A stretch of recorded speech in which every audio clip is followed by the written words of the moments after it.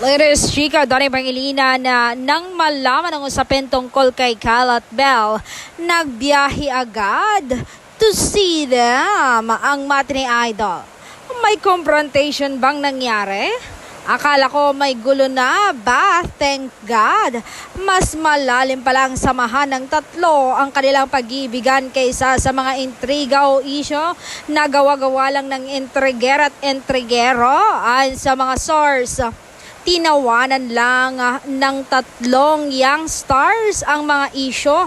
Nakalat na online tungkol sa kanilang tatlo. Basic nga raw sa kanila ang ganitong issue.